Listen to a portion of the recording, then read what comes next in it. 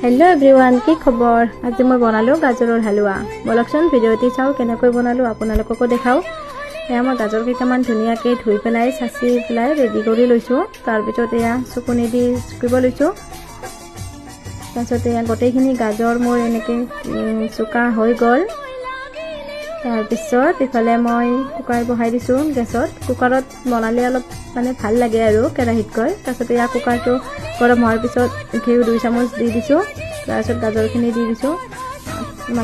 Mobile ধৰা মানুহ নাই ন, সেইকাৰণে মাজে মাজে ভিডিঅ' কৰা হোৱা নাই। তাৰপিছত এনেকৈ ধুনীয়াকৈ মই জুইটো কমাই পেলাই লৰাই আছোঁ, যাতে তলাত লাগি নাযায় আৰু ভালকৈ ঘনাই ঘনাই লৰাই থাকিব লাগে। তাৰপিছত 15 মিনিটমান লৰোৱাৰ পিছত মই এনেকৈ গাখীৰ দি দিলোঁ। মই গাখীৰ 1.5 কাপ দিছোঁ। তাৰপিছত আকৌ জুইটো কমাই আছে দেই, বঢ়াই নিদিব। বঢ়াই দিলে তলত লাগি গ'লে ভাল নালাগে আৰু বস্তুটো নিসিজিব। সেইকাৰণে জুইটো কমাই দি পেলাই ঢাকনিখন দি পেলাই মাজে মাজে এনেকৈ লৰাই থাকিব। তাৰপিছত গাখীৰ দিয়াৰ পিছত সঘনাই লৰাই থাকিব, নহ'লে গাখীৰটো উতলি আহিব পাৰে। সেইকাৰণে ঢাকনিখন গুচাই গুচাই এনেকৈ লৰাই থাকিব। তাৰপিছত এয়া মই 15 মিনিটমান পিছত এয়া মোৰ অকণমান সিজি আহিছে, দেখিছেনে? তাৰপিছত মই 4টা ইলাচি খুন্দি পেলাই দি দিছোঁ, গোন্ধটো যাতে ভাল আহে। আৰু কাজু কিচমিচ এইবিলাক দিব পাৰে, কিন্তু মই দিয়া নাই।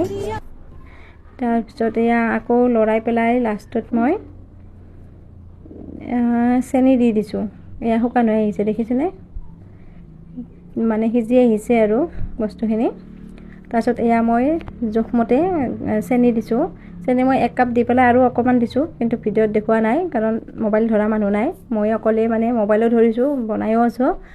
তাৰপিছতে চেনি আপোনালোকে যেনেকৈ যিমান দিয়ে আৰু মিঠা পৰিমাণে আৰু মই 1 কাপ দিছোঁ, দি পেলাই আৰু অকণমান দিছোঁ, দি পেলাই এনেকৈ ধুনীয়াকৈ জুইটো কমাইয়ে দিছোঁ দেই, বঢ়াই নিদিব।